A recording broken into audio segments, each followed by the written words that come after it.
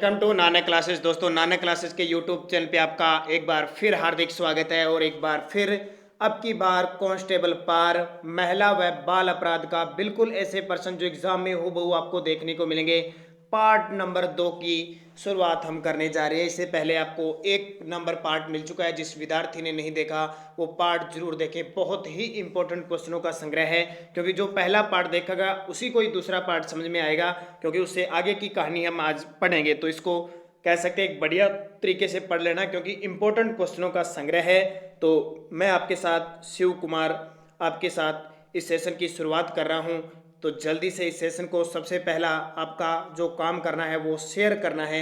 आप Telegram, WhatsApp, बहुत सारे आपने ग्रुप बना रखे हैं, तो एक बार जरूर शेयर कीजिए, लाइक कीजिए वीडियो को। अगर आप चैनल पे नए हैं तो इसको सब्सक्राइब कीजिए और इसके पास लगे बेल आइकन के घंटे को दबा दीजिए, क्योंकि हमारे जो भी वीडियो अपलोड होते हैं आप तक उसका नोटिफिकेशन पहुंच गए। क्योंकि आपको पता है कल से मैंने राजस्थान पुलिस के लिए स्पेशल राजस्थान की राज व्यवस्था का वीडियो डालना भी शुरू कर दिया है, बहुत इंपॉर्टेंट। उसके अलावा राजस्थान करंट अफेयर्स की मैराथन क्लासें चल रही है, तो सब्सक्राइब करें, बेल आइकन का घंटा दबाएं ताकि नोटिफिकेशन पहुंच गए। और ज्वाइन करें टेलीग्राम नानक क्लासेस स्टडी अड्डा ग्रुप ज्वाइन करें। वीडियो के डिस्क्रिप्शन में लिंक है, वहां पे आपको खूब सारी अनुभवी चीजें मिलेगी, पीडीएफ मिलेगी। तो स्टार्ट करते हैं। उससे पहले मेरी एक जरूरी सूचना, अन अकेडमी ऐप डाउनलोड कीजिए। वीडियो के डिस्क्रिप्शन में लिंक है, या प्ले स्टोर से आप अन अकेडमी डाउनलोड कीजिए। वहाँ 100 दिनों में कैप से आप कोर्स को एसीएफ है, जीएस इंग्लिश बैच स्टार्ट हो रहा है, 5 अक्टूबर से हो गया। और ये आज से 12 अक्टूबर से ऑप्शनल बैच स्टार्ट भी हो चुका है, जिसमें बॉटनी, एनवायरमेंट साइंस, जूलॉजी और एग्रीकल्चर विभाग से ऑप्शनल सब्जेक्ट पढ़ाए जाएंगे। तो इस अन अकेडमी को आप डाउनलोड कीजिए, ऐप स्टोर से इंस्टॉल कर लीजिए। और बहुत ही महत्वपूर्ण चीज़ें आपको, कोई रीट का विद्यार्थी है, आरएस का विद्यार्थी है, पटवारी का विद्यार्थी है, सब वहाँ पे आपको कोर्स भी उपलब्ध हैं। और इसके अलावा अन्य मोटिवेशनल स्पीच भी उपलब्ध है। तो स्टार्ट करते हैं आज के सेशन की। सभी विद्यार्थियों को मेरी तरफ से नवंबर 2020 में होने वाले राजस्थान पुलिस के लिए बेस्ट ऑफ लक। वर्दी आपको मिलेगी, क्योंकि वर्दी के आप सितारे हो, वर्दी में ही आपके स्टार लगेंगे। और वर्दी मेरी जान, सितारे मेरी जान, इसके साथ हम इसकी शुरुआत करते हैं। तो एक बार लाइक कर दो सारे विद्यार्थी, थंबनेल कर दो। मैं पहले क्वेश्चन से स्टार्ट करता हूं। पूर्व गर्भाधान व प्रसव पूर्व निदान तकनीक अधिनियम कब पारित किया गया? क्योंकि इससे पहले की सारी घटना मैं चर्चा कर चुका हूं। इससे पहले मैं आपको थोड़ी सी बता दूं, मैंने अनैतिक व्यापार निवारण अधिनियम, दहेज प्रतिषेध अधिनियम, सती निवारण अधिनियम, सती, उसके अलावा सती स्त्री अशिष्ट रूपण अधिनियम, ये सारी घरेलू हिंसा से अधिनियम, ये सारी बातें मैं कर चुका हूं। कार्यस्थल पर महिलाओं का यौन उत्पीड़न वगैरह सब। अब हमारा उसमें एक टॉपिक रह गया था, पूर्व गर्भाधान और प्रसव पूर्व निदान, जिसको कहते हैं पीसीपीएनडीटी। पीसीपीएनडीटी इसका पूरा नाम है। अधिनियम कब पारित हुआ? आपका जवाब साथ साथ में आना चाहिए, क्योंकि आपने पढ़ लिया 1994। इस अधिनियम का उद्देश्य क्या है? कन्या भ्रूण हत्या या प्रसव पूर्ण निदान तकनीक द्वारा भ्रूण के दुरुपयोग का निवारण करना और इसके संबंध में नियम बनाना। ध्यान रखना, पीसीपीएनडीटी एक्ट 1994, जिसका पूरा नाम है पूर्व गर्भाधान और प्रसव पूर्ण निदान तकनीकी यानी लिंग चयन प्रतिषेध अधिनियम। दूसरा आ गया, पीसीपीएनडीटी एक्ट में कुल कितनी धाराएं? ये क्वेश्चन इंपॉर्टेंट है, धाराएं कितनी है? पहली बात तो सीधा क्वेश्चन है कितनी धाराएं हैं, उसके बाद में मुख्य मुख्य धाराएं हमें पढ़नी है। तो कितनी धाराएं हैं? 34 धाराएं हैं। कितनी? 34। यहाँ 33 दे रखा है, लेकिन उत्तर हो जाएगा इसका 34, प्लस एक और करनी पड़ेगी, तो उत्तर इसका 34 कर लेना, ठीक है? 33 नहीं है, 34। नेक्स्ट, पीसीपीएनडीटी में प्रसव पूर्व निदान तकनीकों का विनियमन किस धारा में है? और ये ध्यान रखना, ये जो पीसीपीएनडीटी है ये लागू कब हुआ था देश में? 1 जनवरी 1996 को लागू हुआ था। अधिनियम 1994 का लागू कब हुआ? 1 जनवरी 1996 को। और धारा 4 में कोई भी अनुवांशिक सलाह केंद्र पर अनुवांशिक प्रयोगशाला या अनुवांशिक खंड 2 और 3 में वर्णित परिस्थितियों में प्रसव पूर्ण निदान तकनीक का प्रयोग कर सकता है। ऐसा प्रयोग निम्न जांच करने में किया जा सकेगा। तो ध्यान रखना, जैसे गुणसूत्र संबंधी विकृति है, जन्मजात विकृतियां हैं, या हीमोग्लोबिन संबंधी दोष है, ये हम जांच करवा सकते हैं। इसके अलावा भ्रूण वगैरह की जांच नहीं करवा सकते धारा 4 में। पीसीपी एनडीटी एक्ट में लिंग अवधारणा का प्रतिषेध अधिनियम किस धारा में है? लिंग अवधारणा का प्रतिषेध अधिनियम तो किस में है? धारा 6। क्या है ये? कोई भी अनुवांशिक सलाह केंद्र, जो अनुवांशिक प्रयोगशाला होती है ना, वहाँ लिंग अवधारणा के संबंध में जांच नहीं करवा सकते आप भी। आपका लिंग यानी महिला यानी बालिका है या बालक, उसका आप निर्धारित, तो प्रतिषेध अधिनियम धारा 6 के तहत कानूनी अपराध है। पीसीपी एनडीटी एक्ट में केंद्रीय पर्यवेक्षक बोर्ड का गठन किस धारा में होता है? केंद्रीय पर्यवेक्षक बोर्ड का गठन तो धारा 7 में होता है, यानी केंद्र सरकार द्वारा एक केंद्रीय पर्यवेक्षण बोर्ड की स्थापना की जाती है, जो इस अधिनियम के उपबंध को लागू करने में अपनी भूमिका निभाता है। तो किस धारा में? 7। कौन नियुक्त करता है? केंद्र सरकार। और फिर देखिए, पीसीपी एनडीटी एक्ट में धारा 22 में गर्भाधारण पूर्व या प्रसव पूर्व निदान के संबंध में विज्ञापन पर प्रतिबंध। गर्भाधारण समझो, गर्भ का धारण किया जाता है, उससे पूर्व प्रसव, जब तक यानी जो महिला होती है वो बच्चे को जन्म नहीं देती, वो प्रसव पूर्व की बात है। में विज्ञापन पर प्रतिबंध पर जुर्माना है, तो ये आपको पता होना चाहिए, जुर्माना है वो 10,000 रुपये का जुर्माना है। अब मैं थोड़ी सी बात आपको बता देता हूँ, कि उससे रिलेटिव बताऊंगा तो आपके दिमाग में रह जाएगा। कोई भी अनुवांशिक सलाह केंद्र पर या प्रयोगशाला या क्लिनिक गर्भधारण पूर्व व प्रसव पूर्व निदान के संबंध में कोई विज्ञापन प्रकाशित नहीं करवाते हैं। अगर करवाते हैं तो 3 वर्ष का कारावास या 10,000 रुपये, 3 वर्ष का कारावास और 10,000 रुपये क्या होता है? जुर्माना होता है। पीसीपी एनडी एक्ट में अपराध और दंड से संबंधित प्रथम दोष सिद्धि पर कितने वर्ष का कारावास, यानी प्रथम बार अगर वो दोष उसका सिद्ध हो जाता है तो 3 वर्ष का कारावास होता है। ध्यान रखना, कितने वर्ष का? 3 वर्ष का कारावास और 10,000 रुपये का जुर्माना। अगर दूसरी बार भी दोष सिद्धि हो जाती है तो 5 वर्ष का कारावास और 50,000 रुपये का जुर्माना। इस तरह के क्वेश्चन आएंगे। और जहां तक मैं कह रहा हूं, अपने जितने भी राजस्थान पुलिस के विद्यार्थी तैयारी करें उनमें जरूर शेयर करें, क्योंकि ये वीडियो आप देख लोगे तो जिसने देख लिया और अच्छे तरीके से याद कर लिया, उसके क्वेश्चन वहां सही होंगे। नहीं तो आप पछताओगे कि सर ने वीडियो डाले थे लेकिन हम देख नहीं पाए और क्वेश्चन सीधा सीधा मिल गया। तो ये जरूर काम करें, बढ़िया तरीके से इन्हें पढ़ें, क्योंकि आपके पास अभी भी टाइम पड़ा है। ऐसे नहीं है, टाइम अभी भी आपके पास 20 दिन अच्छे तरीके से सुरक्षित हैं, उनको बढ़िया तरीके से इस्तेमाल कीजिए आप। पीसीपीएनडीटी एक्ट में नियम बनाने की शक्ति किस धारा में है? पीसीपीएनडीटी एक्ट में नियम बनाने की शक्ति है वो किस धारा में है? तो धारा 32 में है। और केंद्र सरकार द्वारा अधिनियम के क्रियान्वयन के नियम बनते हैं। इसमें अधिनियम कैसे चलाना केंद्र सरकार बनाती है। अधिनियम 28, धारा 28 क्या है? अपराधों का संज्ञान है। धारा 27 क्या है? अपराधों का संज्ञेय, ठीक है, अजमानतीय और असमनीय होना है। और धारा 23 है अपराध और दंड की सजा है, जो प्रथम दोष सिद्धि और द्वितीय दोष सिद्धि है। सती प्रथा रोकथाम अधिनियम कब पारित हुआ? अगला हमारा अधिनियम आता है सती प्रथा रोकथाम अधिनियम। ये तो आपको पता ही है, 1987। कब?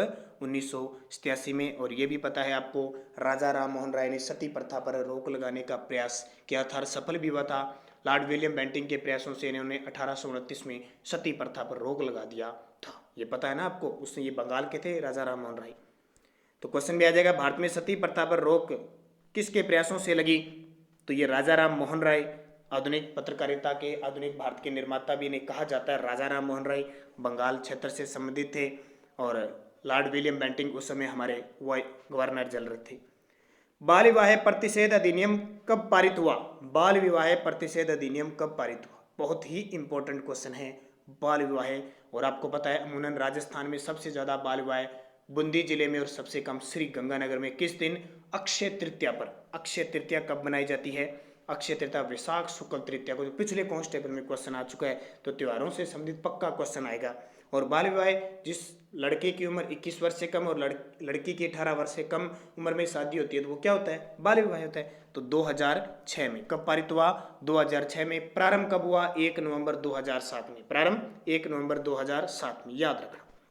नेक्स्ट, बाल विवाह प्रतिषेध अधिनियम 2006 कब प्रारंभ हुआ? ये क्वेश्चन बार बार आपके लिए रिपीट हो रहे हैं, बस आपको चेंजिंग करनी है। बाल विवाह प्रतिषेध अधिनियम 2006 कब प्रारंभ हुआ? जल्दी से कमेंट कर दीजिए। आपको मैं बता चुका हूं, क्योंकि एक बार जब आप कमेंट करते हो तो आपको वो दिमाग में सेट हो जाती है, ठीक है। आप सुनते हो बहुत अच्छी बात, आप लिखते हो 4 गुना अच्छी बात है, क्योंकि कमेंट में लिखोगे तो आपको देखो एक अक्षर गलत होगा, सही होगा, एक की जगह 4 लिख दोगे और कुछ, तो आपके दिमाग में सीधा बैठ जाएगा। तो बाल विवाह प्रतिषेध अधिनियम 2006 1 नवंबर 2007 को प्रारंभ हुआ था। नेक्स्ट क्वेश्चन, और ये भी बता देता हूँ, बाल विवाह प्रतिषेध अधिनियम में कुल धाराएं 21 है, 21। पहली धारा में संक्षिप्त नाम, प्रारंभ और विस्तार है, दूसरी धारा में परिभाषा है। ठीक है, कितनी धारा? 21। कितनी है? 21 धाराएं हैं। शारदा एक्ट अधिनियम 1929 कब लागू हुआ? शारदा एक्ट अधिनियम 1929 कब लागू हुआ? ये बहुत इंपॉर्टेंट क्वेश्चन है। 1929 लागू कब हुआ? तो ध्यान रखना 1 अप्रैल 1930 को, 1 अप्रैल 1930 को। या मेरे कोई भी ऑप्शन नहीं है तो ध्यान रखना, सीधा याद करना, 1 अप्रैल 1930 को शारदा एक्ट अधिनियम 1929 पारित हुआ। शारदा एक्ट कब? 1 अप्रैल 1930। एक्ट का नाम 1929 है, लागू 1 अप्रैल 1930। याद रह जाएगा 1 अप्रैल 1930, 1 अप्रैल 1930। चलो आगे, याद रह जाएगा शारदा एक्ट। बाल, सीधा क्वेश्चन आता है, शारदा एक्ट का संबंध है बाल विवाह से। बाल विवाह प्रतिषेध अधिनियम की किस धारा में परिभाषा का विवरण है? तो सीधा वहां अगर परिभाषा आ जाए और आपको इधर उधर कुछ ही दिखाई नहीं दे तो आंख बंद करके, वैसे वहां खोलनी है लेकिन आंख बंद का मतलब होता है बिना देखे ही 2 लगा देना परिभाषा, 2 जब भी परिभाषा आ जाए। ठीक है, नेक्स्ट क्वेश्चन, अप्रैल। अब यहाँ पे एक नई सूचना आ गई, आपके लिए जरूरी देना है, क्योंकि अब बहुत सारे विद्यार्थी कहते हैं कि सर आप ये बीच में पोस्टर मत लाया करो। पोस्टर इसलिए लाया जाता है कि जो नए विद्यार्थी हैं उनको पता चल रहा है कि हमारे चैनल पे चल क्या रहा है। ठीक है, बहुत सारे विद्यार्थी मुझे कमेंट करते हैं कि सर क्या वो वीडियो डाल दिया, क्या वो डाल दिया, आपकी मांग के अनुसार सारे डाले जा रहे हैं। अप्रैल से सितंबर 2020 का पिछले 6 महीने का करंट राजस्थान करंट अफेयर्स का टॉप 100 क्वेश्चनों का वीडियो मैं दे चुका हूँ। वीडियो के डिस्क्रिप्शन में लिंक मिल जाएगा, ले लेना। और जल्द ही अगले 2 दिन बाद जनवरी से सितंबर के 9 महीने का करंट अफेयर्स भी मैं वीडियो देने वाला हूं। तो जिस विद्यार्थी ने वीडियो देख लिया उसमें बड़ा फायदा होगा। बाल विवाह प्रतिषेध अधिनियम के तहत जिला न्यायालय का विवरण किस धारा में है? जिला न्यायालय का विवरण किस धारा में है? ये धाराएं बहुत इंपॉर्टेंट है, तो ध्यान रखना 2 अडय या कह सकते हैं 2E। कुटुंब न्यायालय या पारिवारिक न्यायालय अधिनियम 1984 की धारा 3 के अंतर्गत कुटुंब न्यायालय, और यदि कुटुंब न्यायालय की स्थापना नहीं है तो एक सिविल न्यायालय जिसका कहते हैं जिला न्यायालय कहलाता है। जिला न्यायालय या सिविल न्यायालय की स्थापना की जाती है। ये 2 कै आ रहा है, ये 2 कै क्या है? ये 2 कै का ध्यान रखना, इसमें बालक की परिभाषा दी है कि अगर इस अधिनियम के अंतर्गत व्यक्ति अगर पुरुष है तो 21 वर्ष की आयु पूर्ण नहीं की, और नारी है तो 18 वर्ष की आयु पूर्ण नहीं की, वह बालक कहलाता है।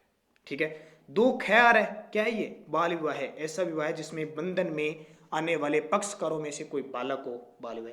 ये गय क्या आ रहा है? तो विवाह पंजीकरण प्रमाण पत्र बंधन में आने वाले के पक्षकार की बात होती है। ठीक है, सती प्रथा निषेध कानून 1829 सबसे पहले किस रियासत में लगा? सती प्रथा निषेध कानून 1828 में सबसे पहले किस रियासत में लगा था?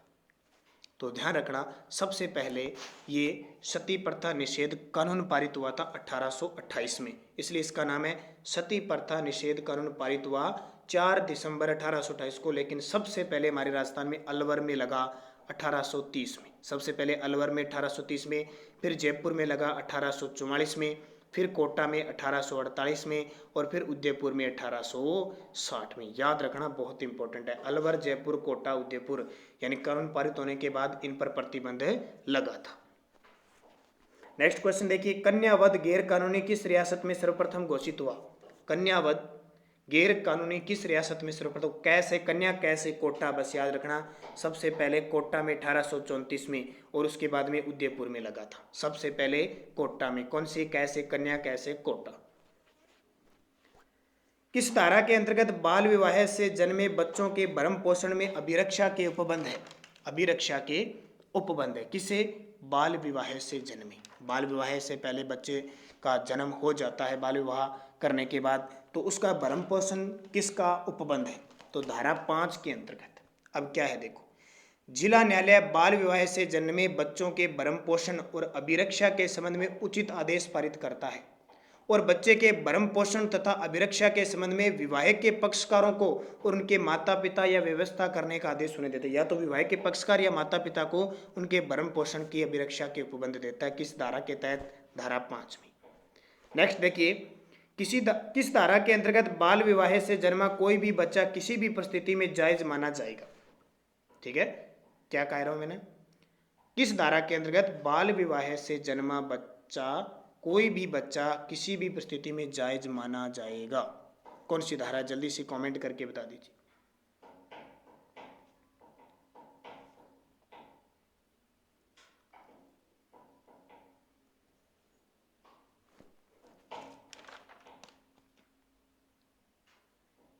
तो इसका सही जवाब है धारा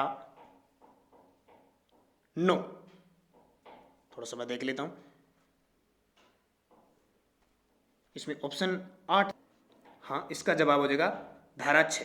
यानी इसको एक शब्द और कहते हैं, जायज माना जाता है, धर्मज भी कहा जाता है। क्वेश्चन आ जाए, किस धारा के अंतर्गत बाल विवाह से जन्मा कोई भी बच्चा किसी भी परिस्थिति में धर्मज होता है जायज और अधर्मज होता है नाजायज। तो ये माना जाएगा धारा 6।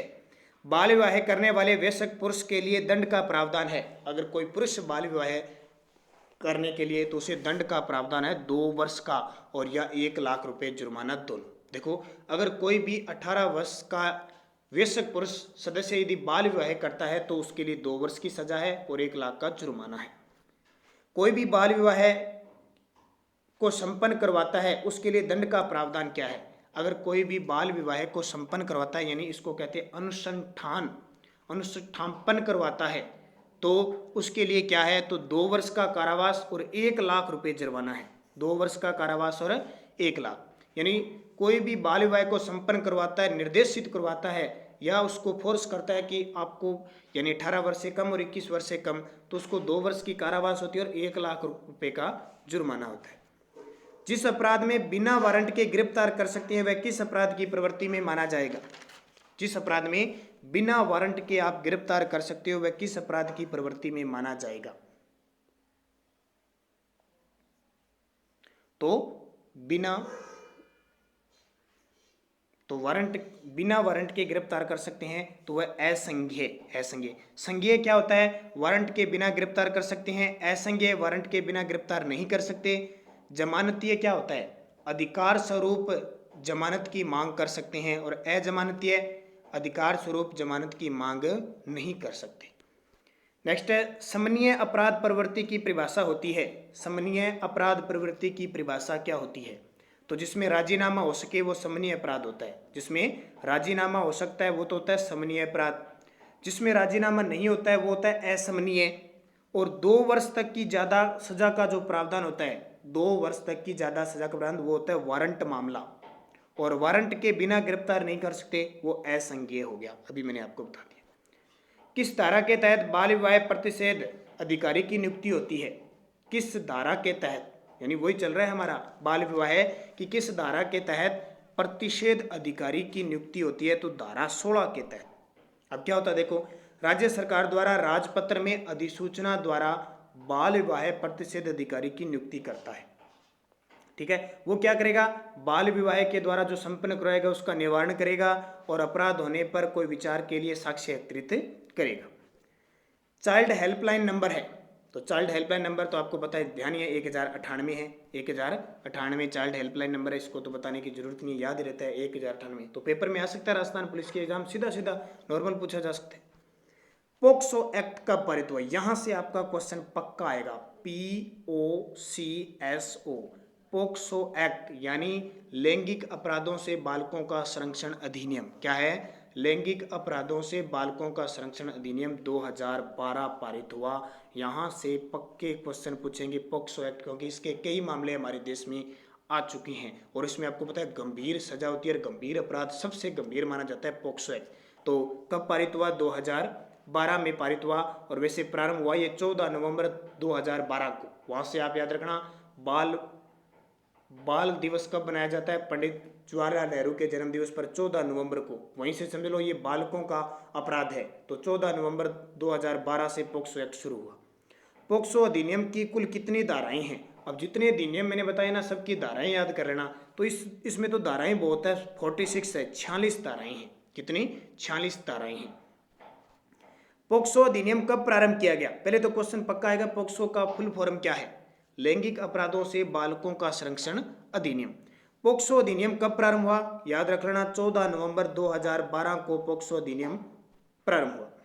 पोक्सो अधिनियम धारा 5 के तहत गुरुतर प्रवेशन लैंगिक हमले से संबंधित तथ्य है। पोक्सो अधिनियम 5 के यानी धारा 5 के तहत गुरुतर यानी गुरुतर होता है बड़ा अपराध, प्रवेशन लैंगिक हमले से संबंधित सत्य कथन है, तो सारे सत्य है। जो कोई पुलिस अधिकारी होते हुए भी अपने थाने में प्रवेशन लैंगिक हमला करवाता है, जो कोई सशस्त्र सेना का सदस्य या सुरक्षा बल का सदस्य है वो भी ये करवाता है, और जो कोई लोक सेवक होते हुए भी ये हमला करवाता है तो ये धारा 5 के तहत वो दोषी माना जाएगा। नेक्स्ट है, अश्लील साहित्य के प्रयोजन के लिए बालक का उपयोग किस धारा में है? अश्लील साहित्य के प्रयोजन के लिए बालक का उपयोग किस धारा के अंतर्गत है? ना तो 9, 12, 13 और 8।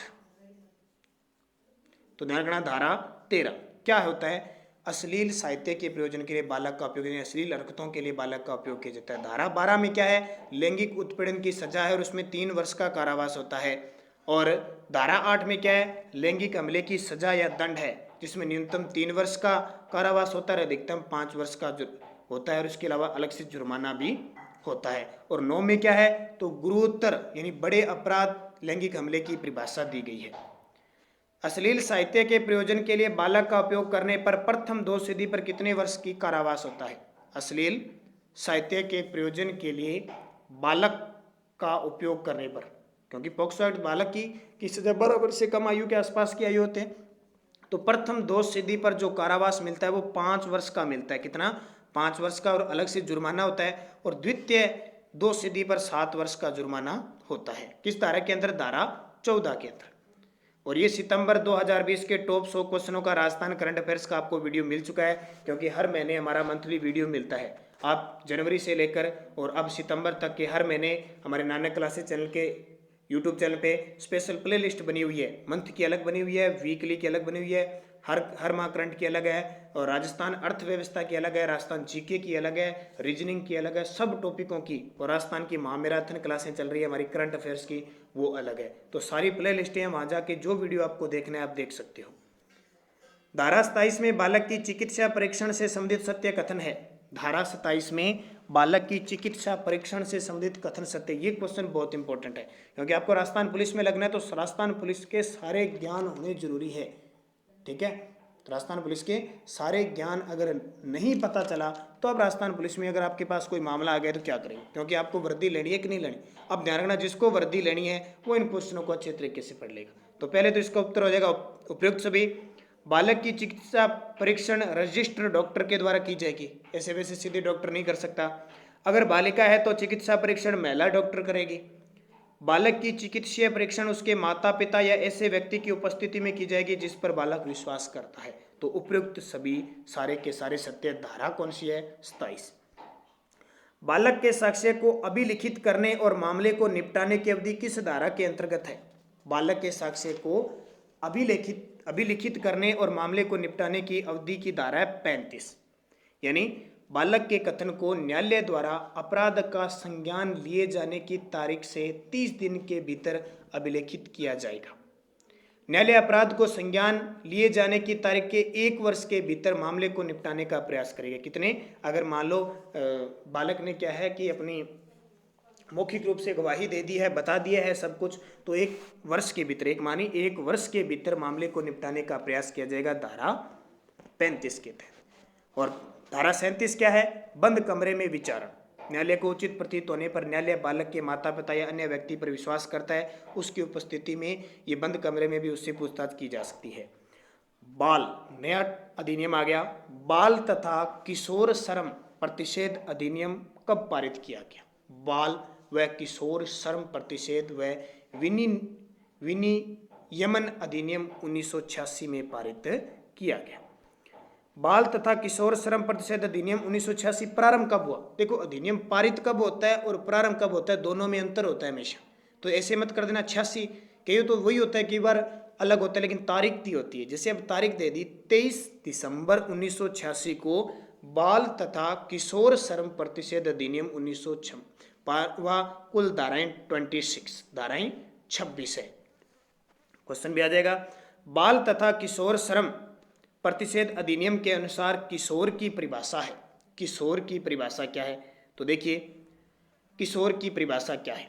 ऐसा व्यक्ति जिसने 16 वर्ष की आयु पूर्ण कर ली हो परंतु 18 वर्ष की आयु पूर्ण नहीं की, या इसे किशोर कह सकते हैं। ऐसा व्यक्ति जिसने 16 वर्ष की आयु पूरी परंतु 18, ये गलत है, ध्यान रखना। ऐसा व्यक्ति जिसने 14 वर्ष की आयु पूरी कर ली हो परंतु 18 वर्ष की आयु पूर्ण नहीं की हो, वो होता है। ध्यान रखना, किसके तहत? अलग अलग धाराओं के तहत अलग अलग परिभाषा है, क्योंकि धारा 2 में परिभाषा है। किशोर की क्या है? ऐसा व्यक्ति जिसने 14 वर्ष की आयु पूरी कर ली परंतु 18 वर्ष की आयु पूर्ण नहीं की हो, वो क्या कहलाएगा? किशोर कहलाएगा। और ये धारा ध्यान रखना, ये होता है तो धारा 2(1) में है, धारा 2(1) में है, कै में है, ए में कह सकते हैं, ये तो होगा नहीं। फिर 37 नंबर देखिए, बाल तथा किशोर श्रम प्रतिषेध अधिनियम के अनुसार बालक की परिभाषा क्या है? अब बालक का आपने तो पढ़ा है सीधा सीधा, लेकिन यहाँ परिभाषा देखो, ऐसा व्यक्ति जिसने 16 वर्ष की आयु पूरी कर ली हो परंतु 18 वर्ष की आयु पूरी नहीं की हो, क्या वो होगा? नहीं होगा। ऐसा व्यक्ति जिसने 14 वर्ष की आयु पूरी कर ली हो परंतु 18 वर्ष की आयु पूरी नहीं की हो, ये भी गलत है। अगला है, ऐसा व्यक्ति जिसने 14 वर्ष की आयु पूरी नहीं की, जिसने 14 वर्ष की आयु पूर्ण नहीं की, वो बालक होगा। किसके अनुसार? बाल व किशोर श्रम प्रतिषेध अधिनियम 1986 के तहत। ध्यान रखना दोनों में। नेक्स्ट है, किस धारा के तहत किसी भी बालक को किसी भी नियोजन व्यवसाय में रखने पर पूर्ण प्रतिबंध है? किसी भी बालक को किसी भी नियोजन या व्यवसाय में रखने पर पूर्ण प्रतिबंध, ये सबसे बड़ी धाराएं समस्या करेगी और मुख्य मुख्य धाराएं याद करनी है। तो कुल धाराएं इसमें कितनी है? 26। तो अलग अलग धाराएं हैं, लेकिन मुख्य मुख्य बात याद रखनी, क्योंकि 10 क्वेश्चन आएंगे 5 नंबर की।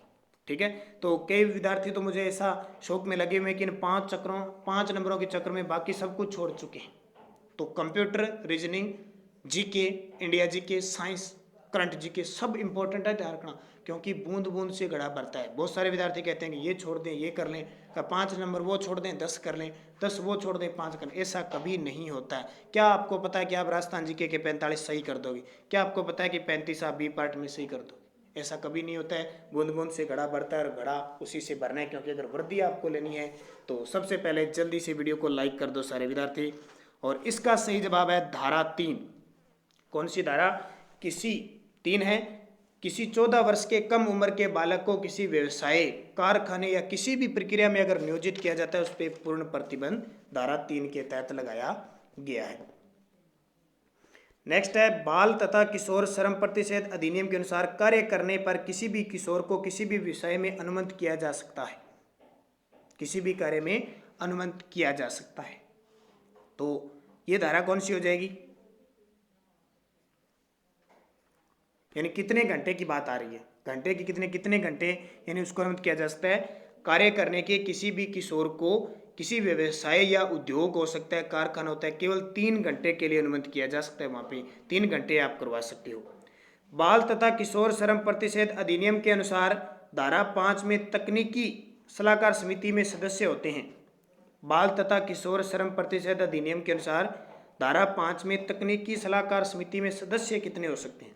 तो ध्यान रखना 10 सदस्य हो सकते हैं। इसमें एक अध्यक्ष और 10 सदस्यों की नियुक्ति होती है, लेकिन टोटल पूछे तो 11 होंगे, एक अध्यक्ष और 10 सदस्य। यहाँ ऑप्शन के अनुसार 10 सदस्य। और उद्देश्य अनुसूची में व्यवसायों को जोड़ना या हटाना इनका काम होगा, क्योंकि धारा 5 क्या कहती है? तकनीक सलाहकार समिति।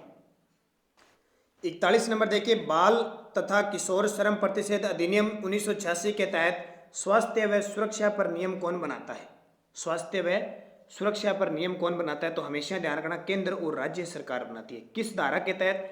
धारा 13 के तहत समुचित सरकार यानी केंद्रीय और राज्य सरकार दोनों अधिसूचना द्वारा बच्चों के स्वास्थ्य और सुरक्षा के संबंध में नियम बनाती है। किस धारा के तहत समुचित सरकार बालकों और किशोरों के लिए बाल व किशोर पुनर्वास कोष की स्थापना करती है? किस धारा के तहत? बालक होते हैं रे किशोर। अब बालक और किशोरों की परिभाषा समझ गए ना अब क्या होती है, उसी हिसाब से ध्यान रखना।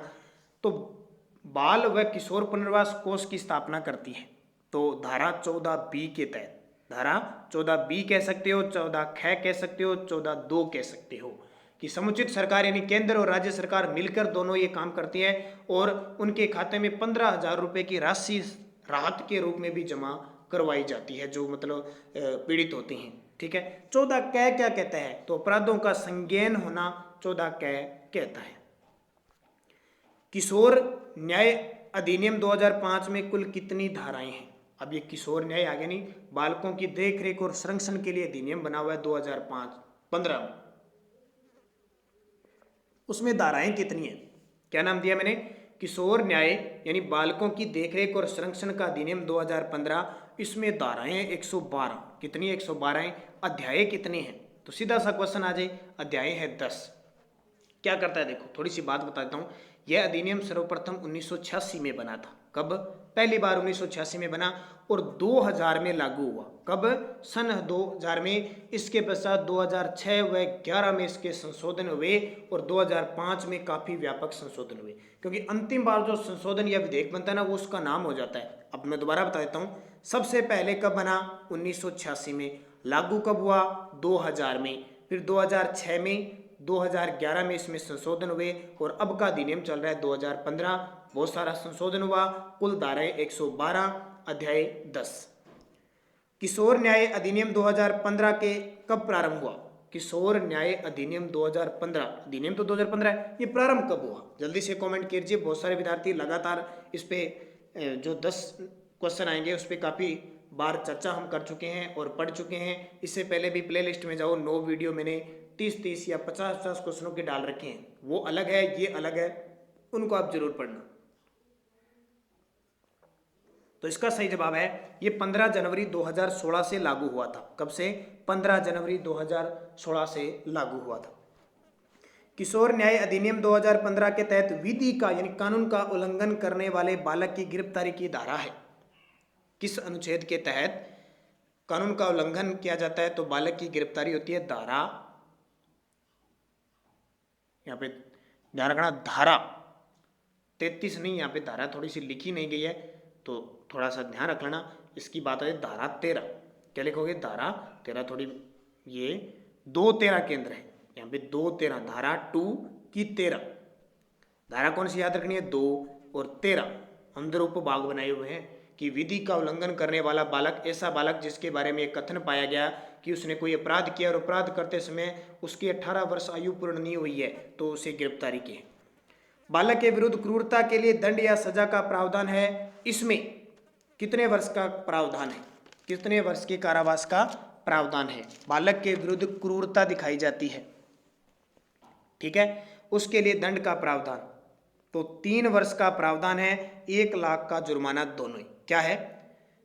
दोबारा बताता हूं, धारा 25, ये धारा 75 जो कोई किसी बालक पर हमला करता है या परित्याग करता है, उपेक्षा करता है, उसका उत्पीड़न करता है तो 3 वर्ष की सजा, 1 लाख का जुर्माना। किस धारा के तहत? धारा 75 के तहत। और ये देखिए अब की बार कांस्टेबल पार तो करना ही करना है, ये जुनून है अब की बार कांस्टेबल पार करना है।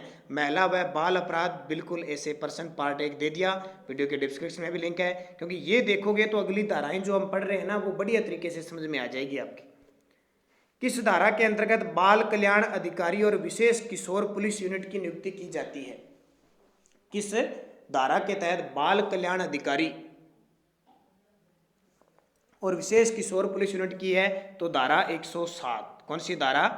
इसमें क्या होता है? राज्य सरकार प्रत्येक जिले में और प्रत्येक थाने में एक बाल कल्याण अधिकारी की नियुक्ति करता है, जो पुलिस सहायक उप निरीक्षक यानी जिसको कहते हैं ASI, पिछले वीडियो में मैंने सारी रैंक बताई थी आपको, रैंक का अधिकारी होगा। धारा 110 क्या कहती है? नियम बनाने की शक्ति है, राज्य सरकार नियम बनाती है। धारा 79 क्या कहती है? किसी कर्मचारी का शोषण करना, जो कोई अपने नियोजन में किसी बालक का शोषण करता है उसे बंधुआ रखता है तो 5 वर्ष की सजा होती है 79 के तहत। नेक्स्ट चलता हूं। किशोर न्याय अधिनियम 2015 के तहत नियम बनाने की शक्ति किसके पास है? अभी मैंने बता दिया, क्योंकि इस तरह के क्वेश्चन एग्जाम में आएंगे। अब एक तो याद रह गया ना, कब? 15 जनवरी 2016 से तो ये लागू हुआ।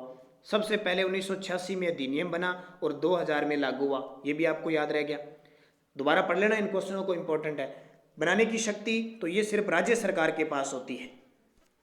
भारतीय दंड संहिता 1860 में कुल कितनी धाराएं हैं? भारतीय दंड संहिता जिसको आपको कहते हैं IPC, आईपीसी,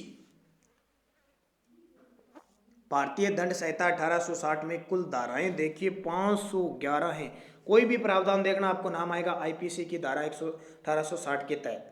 ठीक है, तो भारतीय दंड संहिता 1860 में बालकों और महिलाओं के विरुद्ध अपराध से संबंधित प्रवृत्तियां हैं। तो कुल धाराएं 511। पहले तो सीधा ही चलता ही क्वेश्चन आ जाएगा, यानी आईपीसी में कितनी कुल धाराएं? 511। कितनी? 511। भारतीय दंड संहिता 1860 के अंतर्गत स्त्री की लज्जा भंग करने के आशय से हमला करने पर न्यूनतम कितनी सजा होती है? स्त्री की लज्जा भंग करने के आशय से अगर उस पर हमला या आपराधिक बल प्रयोग किया जाता है तो उसको ध्यान रखना, न्यूनतम होती है 1 वर्ष का कारावास और अधिकतम होता है 5 वर्ष। देखो, जब न्यूनतम की बात आती है, ये सीधा दिया जाता है, तो 1 वर्ष का कारावास, अधिकतम होती है 5 वर्ष का कारावास। नेक्स्ट है, भारतीय दंड संहिता के तहत लैंगिक उत्पीड़न की सजा होती है। भारतीय दंड संहिता समझ गए ना, आईपीसी, बार बार नहीं बोलूंगा। 1860 के तहत लैंगिक उत्पीड़न की सजा कितनी होती है? तो कितनी सजा होती है? 2 वर्ष, 3 वर्ष, 5 वर्ष, 8 वर्ष। तो ध्यान रखना 3 वर्ष होती है और जुर्माना भी अलग से होता है।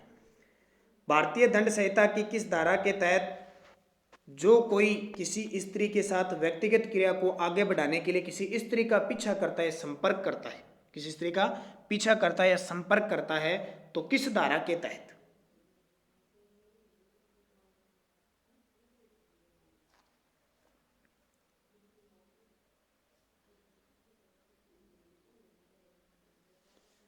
ठीक है, तो किस धारा के तहत हो जाएगा?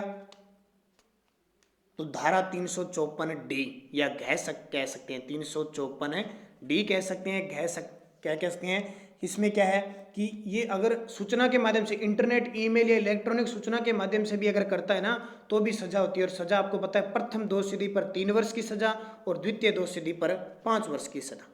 तो यहाँ दोबारा आ गया, आईपीसी की धारा के तहत स्त्रियों का पीछा करने पर प्रथम दोषसिद्धि पर कितनी सजा? 3 वर्ष।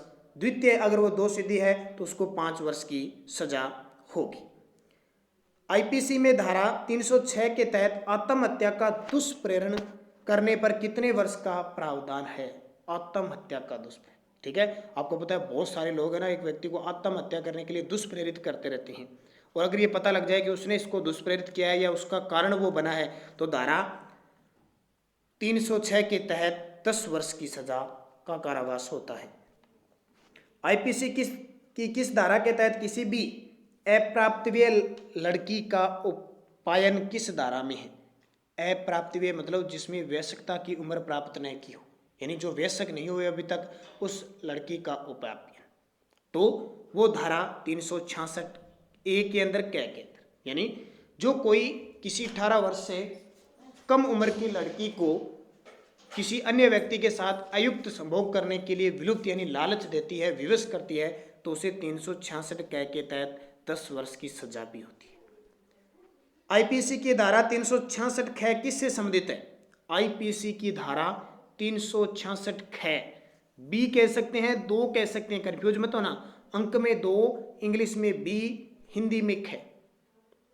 तो ध्यान रखना, विदेश से किसी लड़की का आयात करना, विदेश से किसी लड़की का आयात। अब क्या होता है, जो कोई किसी 21 वर्ष से कम आयु की लड़की को किसी अन्य व्यक्ति के साथ अयुक्त संभोग करने के लिए विदेश से निर्यात करता है, तो विदेश से किसी लड़की का आयात करना 366 कै और 10 वर्ष का कारावास होता है। अगर आईपीसी की धारा के तहत वेश्यावृत्ति के प्रयोजन से किसी लड़की को बेचना किस धारा के अंतर्गत अपराध माना जाता है? वेश्यावृत्ति के प्रयोजन से अगर किसी लड़की को बेचा जाता है, निर्यात किया जाता है, तो धारा 372। ठीक है, अगर 18 वर्ष से कम उम्र की लड़की को वेश्यावृत्ति करने के लिए बेचता है या भाड़े पर देता है, तो 10 वर्ष का कारावास होता है। तो कितने? 10 वर्ष का कारावास होता है धारा 372 के तहत। आईपीसी की धारा 376 में किसका प्रावधान है? आईपीसी की धारा 376 में किसका प्रावधान है? सुनिए ना आपने, धारा 376 बहुत बार। और अभी आपको बताया उत्तर प्रदेश के हाथरस में एक मामला हुआ था और दिल्ली में निर्भया कांड हुआ था, तो ये सारे किस में आते हैं? बलात्कार की संज्ञा के अंदर आते हैं, धारा 376 लगती है। तो बलात्कार की सजा का प्रावधान है। अब बलात्कार की परिभाषा किस में दी है? धारा 375 में दी है। और कई बार क्या हो जाता है कि 376 के तहत अलग अलग प्रकार के इसमें लगते हैं। और इसमें अगर सजा होती है तो न्यूनतम 10 वर्ष की सजा होती है, अधिकतम आजीवन कारावास होता है। लेकिन इसको अलग अलग संज्ञान अपराध होते हैं, इसमें मृत्युदंड तक भी होता है।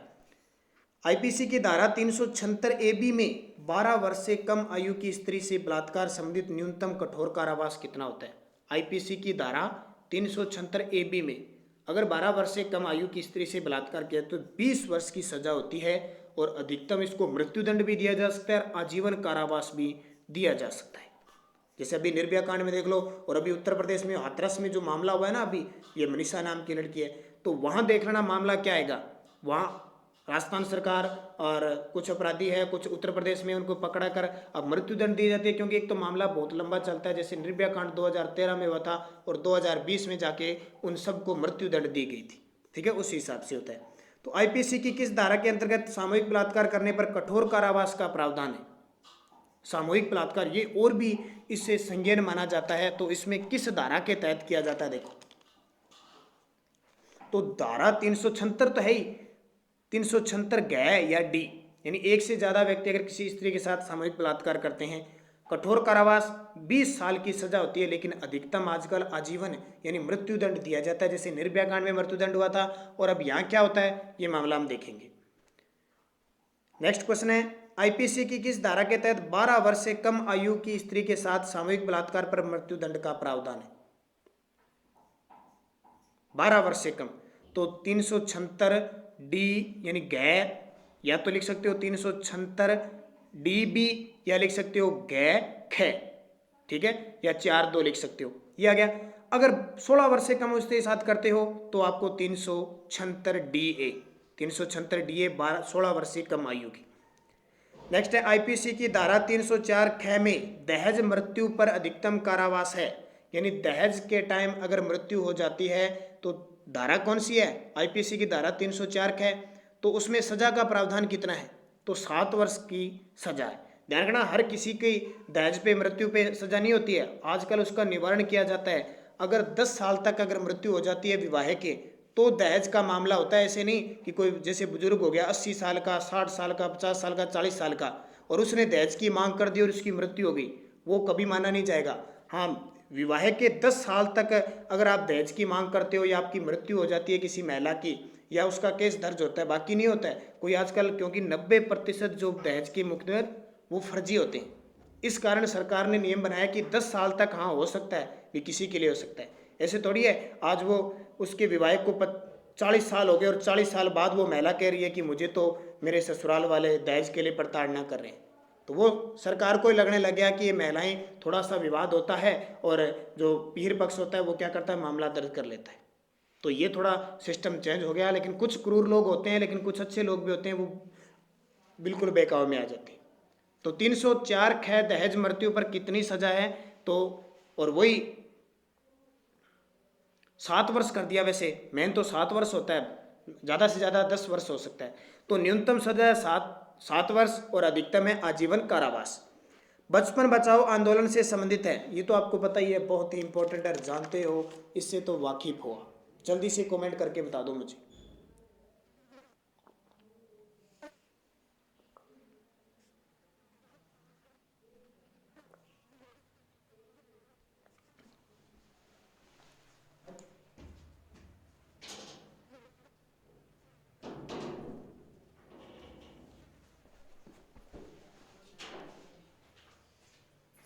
तो इसका सही जवाब है बचपन बचाओ आंदोलन।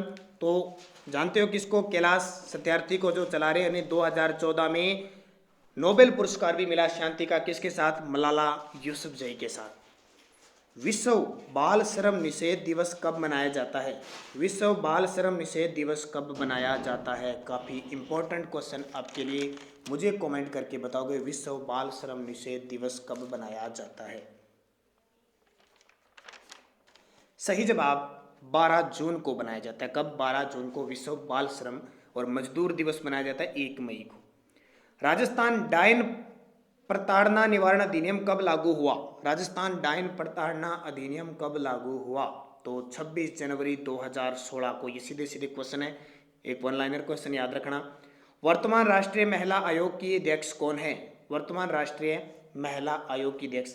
और ये राष्ट्रीय महिला आयोग, राज्य महिला आयोग, ये जब मैं सुबह 7 बजे राजस्थान करंट अफेयर्स का क्वेश्चन करवाता था, मैं आपको सारे क्लियर कर चुका हूँ तथ्यों के साथ। ठीक है, सुबह 7 बजे हमारी राजस्थान करंट अफेयर्स की क्लास आती है, उसमें हर मुद्दे पर बात की जाती है जो क्वेश्चन के टाइप होता है। तो जो विद्यार्थी नए हैं वो चैनल को सब्सक्राइब करें और उसके पास लगे बेल आइकन के घंटे को दबाएं, और लगातार देख रहे हैं वो तो लाइक का बटन जरूर दबाएं, क्योंकि लाइक से जो ऊर्जा मिलती है ना, वास्तविकता से हमें प्रेरित करेगा कि पार्ट नंबर 3 भी लाना चाहिए महिला बाल विकास का। अगर आप अच्छे शेयर लाइक करते हो तो तीसरा पार्ट और भी मज़ेदार तरीके से आएगा। और मैं जहाँ तक उम्मीद कर रहा हूँ 5 पार्ट आपको करवाऊंगा राजस्थान पुलिस 6, 7, 8 को जो एग्ज़ाम होगा उससे पहले पहले। और जहाँ तक है आपके 10 में से 7, 8 क्वेश्चन श्योर सीधे सीधे पड़ जाएंगे, देख लेना। और 9 पार्ट वो देख लेना जो मैं प्लेलिस्ट में आपको बता रहा हूँ, 9 पार्ट पहले डाल दिए मैंने, वो देख लेना। तो राष्ट्रीय महिला आयोग की वर्तमान अध्यक्ष कौन है? तो रेखा शर्मा है। कौन है? रेखा शर्मा। और मुख्यालय नई दिल्ली में है, और 1 अप्रैल 1992 से ये राष्ट्रीय महिला आयोग चल रहा है। Next, special Rajasthan police marathon class Rajasthan current affairs 2019-20 के टॉपिक वाइज वीडियो डाल दिए। सितारों में शान, वर्दी मेरी जान। वर्दी है ना जान, आपकी जान बन के काम कर रही है, क्योंकि सितारों में शान है, सितारे स्टार लगाने हैं, अशोक स्तंभ लगाना है कि नहीं लगाना है, टोपी पहननी है कि नहीं पहनी। पार्ट नंबर 6 दे दिया मैंने कल, जल्दी आपके लिए 7वां पार्ट आ रहा है, तो इसको भी देखें, बहुत इंपॉर्टेंट सीधे सीधे क्वेश्चन एग्जाम में आ जाएंगे। और इसके अलावा आपके लिए ई बुक लॉन्च कर दी गई है। ई बुक PDF है हमारी, जनवरी से लेकर जुलाई 2020 की। ध्यान रखना, नंबर देता हूँ 8094496272 पे आप संपर्क के मुझसे वो PDF ले सकते हो। 50 रुपये लगेंगे उसके, ध्यान रखना, फ्री में कोई नहीं पड़ता, न फ्री में आपको PDF बाकी मिल रही है, ये फ्री में नहीं मिलेगी, 50 रुपये लगेंगे। फ़ोनपे, पेटीएम, गूगल पे कैसे कर सकते हो, तुरंत आपको व्हाट्सअप मुझे कर देना और PDF मिल जाएगी तुरंत। और एक और बता देता हूँ, 2019 की पूरे 1 साल के 2000 से 2500 क्वेश्चन उसके साथ अलग से मैं फ्री दूंगा, जो विद्यार्थी लेना चाहिए संपर्क करना 8094496272। राजस्थान राज्य महिला आयोग की वर्तमान अध्यक्ष कौन है? ये भी इंपॉर्टेंट है क्योंकि राजस्थान के संदर्भ में है, तो सुमन वर्मा है। ठीक है, कौन है? सुमन वर्मा। और भारत की महिला व बाल विकास मंत्री कौन है वर्तमान में? जल्दी से बता दीजिए, हमारे देश की महिला व बाल विकास मंत्री।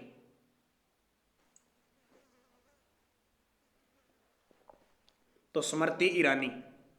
कौन है? स्मृति ईरानी। आप जानते होंगे क्योंकि इन्होंने राहुल गांधी को अमेठी में हराया था, बड़े अंतर से 17वीं लोकसभा में हराया था, और उनको यह पद मिला था भारत की महिला व बाल विकास मंत्री, स्मृति ईरानी। नेक्स्ट, राजस्थान में महिला व बाल विकास मंत्री कौन है? राजस्थान से भी बहुत इंपॉर्टेंट है। राजस्थान से महिला व बाल विकास मंत्री कौन है? तो ममता भूपेश है, दौसा से ये विधायक बनी थी, एकमात्र महिला मंत्री है हमारी राजस्थान की मंत्री परिषद में। और राजस्थान के संदर्भ में मैंने एक वीडियो आपको डाल दिया व्यवस्थापिका का, जिसमें राज्यपाल और विधानसभा के बारे में चर्चित हुई। कल आपको मिलेगा, कल कौन सा, ध्यान रखना, कल मिलेगा राजस्थान की कार्यपालिका। कार्यपालिका में मुख्यमंत्री और उसकी मंत्री परिषद के बारे में पूरी चर्चा, कौन मुख्यमंत्री कब रहा, कब किसका कम कार्यकाल था, मंत्री परिषद कैसी नियुक्ति होती है, सब बताऊंगा, तो जरूर देखें, एक वीडियो पहले वाला देखें आप। तो पोक्सो कोर्ट राजस्थान के किस जिले में स्थापित किया गया? पोक्सो कोर्ट है और राजस्थान के किस जिले में स्थापित किया गया? तो जयपुर में। और कब? सर्वप्रथम 10 जुलाई 2017 को। कब? 10 जुलाई 2017 को। NCRB का मुख्यालय कहाँ पे है? NCRB का मुख्यालय, ये क्या होता है जी? National crime record bureau. National crime record bureau, इसका मुख्यालय नई दिल्ली में है, और इसकी स्थापना 1986 में हुई थी। वर्तमान इसके अध्यक्ष है रामफल पंवार। कौन है? रामफल। और जल्दी आपके लिए भारत में कौन क्या, राजस्थान के संदर्भ, राजस्थान पुलिस के संदर्भ में एक वीडियो आने वाला है। नेक्स्ट देखिए, बालकों से संबंधित हेल्पलाइन नंबर, तो ये तो शायद मैंने आपको बता दिया, बालकों से संबंधित हेल्पलाइन नंबर 1098। महिला हेल्पलाइन नंबर से संबंधित नहीं है, इनमें से कौन सा एक नंबर है जो महिला हेल्पलाइन नंबर से संबंधित नहीं है? जल्दी से बता दीजिए। तो सही जवाब है, अभी मैंने बताया था 1098 नहीं है। कौन कौन से हैं? 1090 है, 181 है, 112 है और 1091 है। ये सारे के सारे महिला से संबंधित है। नेक्स्ट है, महिला नारी ऐप पोर्टल भारत में कब से लागू है? महिला नारी यानी नहला नारी नाम का एक पोर्टल है, वो हमारे भारत में कब से लागू है, तो 2018 से लागू है। नेक्स्ट देखिए, दिल्ली पुलिस द्वारा महिलाओं की सुरक्षा हेतु कौन सा ऐप पोर्टल लागू किया गया। दिल्ली पुलिस द्वारा महिलाओं की सुरक्षा हेतु कौन सा ऐप पोर्टल लागू किया गया, तो उसका नाम है चिल्ला। क्या नाम है, चिल्ला। राजस्थान में अंतिम सती प्रथा का मामला कब सामने आता है। राजस्थान में अंतिम सती प्रथा का मामला कब सामने आता है, तो ये तो क्या बोलोगे आप, जल्दी से कमेंट बता दो। राजस्थान जीके में पता नहीं कितनी बार इसको पढ़ चुके हो आप। तो अंतिम बार 1987 में आया था, और दिवराला सीकर का ये था, रूप कंवर थी जो जोधपुर में जाके सती हुई थी। अंतिम मामला आया था सीकर की, ये जोधपुर की थी और सीकर में जाके सती हुई थी 1987 में लास्ट हमारा मामला। उसके बाद में बैन लग जाता है। सती प्रथा पर रोक सर्वप्रथम किस रियासत ने लगाई थी, ये आपके लिए, हालांकि मैं बता चुका हूं आपको, सती प्रथा पर सर्वप्रथम रोक किस रियासत ने लगाई थी, तो सबसे पहले बूंदी ने लगाई थी 1822 में। और आपसे पूछना 1829 का जो अधिनियम बना था उसके तहत किसने लगाई थी, वो अलवर ने लगाई थी, ये ध्यान रखना। सबसे पहले रियासत तो बूंदी थी, 1822 में लगा दिया, लेकिन बाद में 1829 में सती प्रथा अधिनियम बना, उसके तहत अलवर ने सबसे पहले लगाई थी। नेक्स्ट देखिए, कन्या वध को सर्वप्रथम किस रियासत ने गैर कानूनी घोषित किया, तो ये तो पढ़ चुके हैं हम, कन्या वध को कोटा ने किया था। नेक्स्ट, 3 तलाक विधेयक लोकसभा में कब पारित हुआ, बहुत ही इंपॉर्टेंट। 3 तलाक संबंधित सबसे पहले पूछेगा किन महिलाओं से संबंधित है, मुस्लिम महिलाओं से संबंधित। राज्यसभा और लोकसभा दोनों ही याद कर लेना, ठीक है। तो लोकसभा में कब हुई, 25 जुलाई 2019 को, राज्यसभा में 30 जुलाई 2019 को। लोकसभा 25 जुलाई, राज्यसभा 30 जुलाई, और एक पता नहीं 2 अगस्त को राष्ट्रपति के द्वारा हस्ताक्षर हो गए थे, शायद 2 अगस्त हो सकता है राष्ट्रपति, और 3 तलाक विधेयक बन गया। राष्ट्रीय बाल श्रम उन्मूलन प्राधिकरण की स्थापना कब हुई, राष्ट्रीय बाल श्रम उन्मूलन प्राधिकरण की स्थापना कब हुई, तो 26 सितंबर 1994 को स्थापना हुई थी।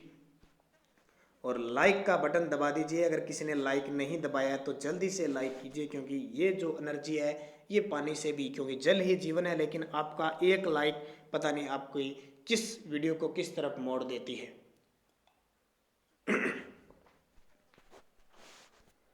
बेटी बचाओ बेटी पढ़ाओ योजना कब शुरू की गई, तो बेटी बचाओ बेटी पढ़ाओ योजना तो क्या भूलोगे, जल्दी से कमेंट कर दो हर विद्यार्थी, क्योंकि सुबह 7 बजे की करंट जो देखता है वो तो परिपूर्ण है इससे।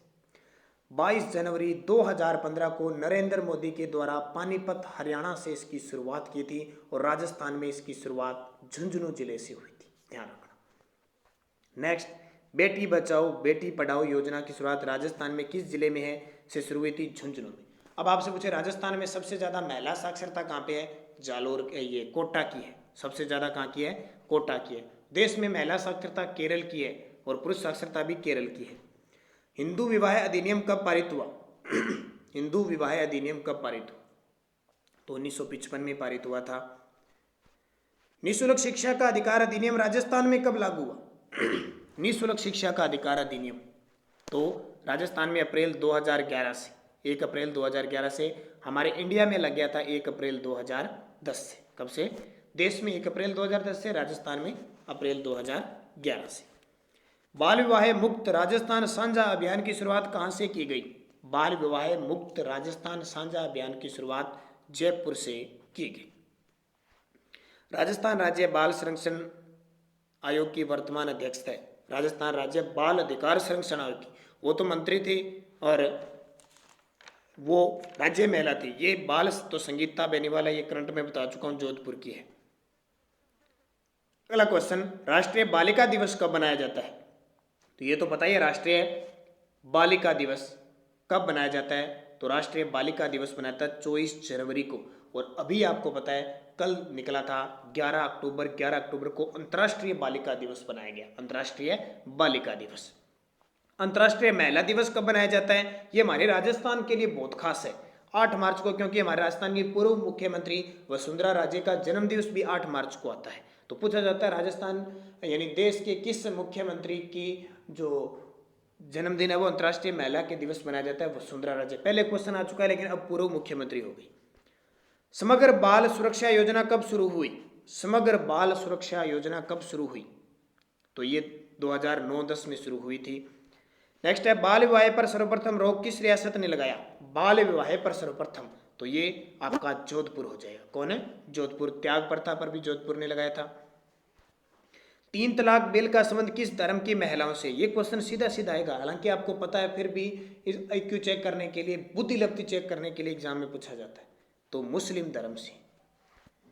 विकल्प महिला ऐप पोर्टल किस राज्य सरकार द्वारा 2016 में चलाया गया? विकल्प महिला ऐप पोर्टल तो उत्तर प्रदेश की सरकार के द्वारा चलाया गया। कौन सा वर्ष महिला सशक्तिकरण वर्ष के रूप में मनाया गया? कौन सा वर्ष महिला सशक्तिकरण के रूप में बनाया गया?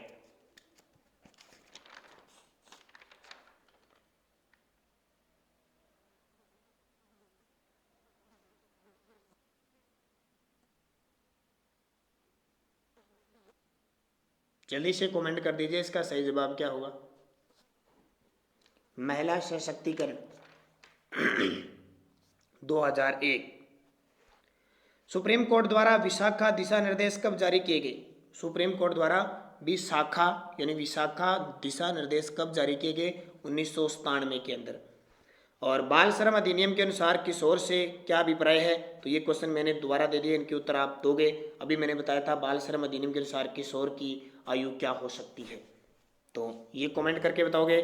दहेज प्रतिषेध अधिनियम का विस्तार कहाँ तक है, ये भी कमेंट करके बताओगे। ये क्वेश्चन मैं आपको बता चुका हूँ, आपको 3-4 क्वेश्चन स्पेशल आपके लिए मैंने छोड़े हैं। दहेज प्रतिषेध अधिनियम का विस्तार कहाँ तक है? और स्थानीय परिवाद समिति के अध्यक्ष और सदस्य किसके नाम निर्देशित किए जाते हैं? स्थानीय परिवाद समिति के अध्यक्ष और सदस्य किसके द्वारा नाम निर्देशित किए जाते हैं? बालकों में प्रवेशन लैंगिक हमले के लिए कितनी सजा का प्रावधान किया गया? ये क्वेश्चन मैं बता चुका हूँ पिछली वीडियो में और इस वीडियो में, इसलिए मैंने 4-5 क्वेश्चन आपके लिए छोड़े हैं, मुझे कमेंट करके बताओगे। बालकों में प्रवेशन लैंगिक हमले के लिए कितनी सजा का प्रावधान है? और इनकी PDF ध्यान रखना, बहुत सारे विद्यार्थी कहते हैं इनकी PDF आपको टेलीग्राम पर नानक क्लासेस स्टडी अड्डा ग्रुप में मिलेगी। बिना आंसर के ध्यान रखना, सिर्फ क्वेश्चन पहले वीडियो देखो और फिर आप दोबारा इस PDF को करके देखा करो, ताकि आपको कितना याद रहा है। सारे विद्यार्थी कहते हैं सर PDF, तो फिर वीडियो बनाने का तो मतलब ही नहीं रह जाता, आपको सीधा PDF देते रहे। यूट्यूब पर चढ़ाने का क्या पता टेलीग्राम बना ले और उस पर दे दे। अरे भाई पहले वीडियो देखो, फिर इस PDF को देखो, इसके आंसर करके देखो आप, फिर दोबारा वीडियो देखो, आपकी तैयारी कैसे होती है। आप तो फ्री में सारा कुछ चाहते हो भी आपको सब कुछ मिल जाए, आपको परेशान बिल्कुल ना होना पड़े और सीधे प्रश्न याद हो जाए, ऐसा कभी नहीं होता। PDF बिना ऑप्शन मिलेगी, वीडियो देखो, फिर करके देखो, फिर दोबारा वीडियो देखो, देखो आपकी तैयारी कैसी होती है। आपको तो जल्दी जल्दी प्रश्न करवा दो और बस PDF के उत्तर दे दो और आप पढ़ लो। इतना भी यानी लक्ष्य इतना भी आसान नहीं है जितना आप सोचते हो। जितनी मुश्किल आपके लक्ष्य में आएगी उसी हिसाब से आपको लक्ष्य प्राप्ति होगी, तो इतना आसान तरीके से आप लक्ष्य प्राप्त होने वाला नहीं है। त्याग प्रथा सर्वप्रथम किस रियासत में प्रतिबंधित हुई? अभी मैं आपको बता के गया हूँ, अभी 1 मिनट पहले। त्याग प्रथा सर्वप्रथम किस रियासत में प्रतिबंधित हुई? और लैंगिक अपराधों के मिथ्या परिवाद अथवा सूचना के लिए दंड का प्रावधान किया गया है। लैंगिक अपराधों के मिथ्या, और ये क्वेश्चनों के उत्तर मेरे पीछे 9 वीडियो दिए हुए हैं, प्ले लिस्ट में जाके देखना 9 वीडियो, उनमें भी ये उत्तर मिल जाएंगे। इन उत्तरों के लिए देखो, इन 5 क्वेश्चनों के लिए अगर आप मेरे पीछे वाले 9 वीडियो देखोगे और पीछे वाला देखोगे तो आपकी तैयारी देखना कितनी होगी, इन क्वेश्चनों के जवाब मिल जाएंगे, अपने आप तैयारी होगी। ऐसे नहीं मैंने तो सीधा बता दिया, कोई यहाँ से टिक कर दिया, उत्तर आप भूल जाओगे। अब वो 9 वीडियो देखोगे तो आपकी फुल तैयारी होगी और 5 क्वेश्चन क्लियर हो जाएंगे।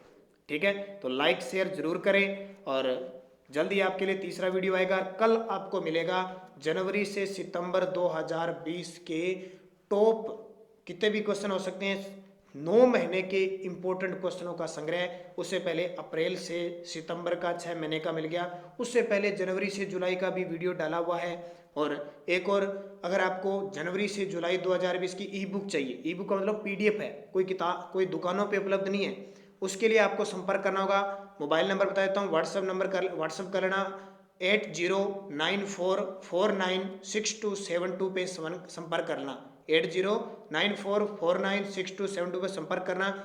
वहाँ आपको PDF मिल जाएगी व्हाट्सएप, लेकिन उसके लिए 50 रुपये तो पे करने पड़ेंगे, फ्री में आपको नहीं है। बाकी PDF मैं आपको फ्री में दे रहा हूँ।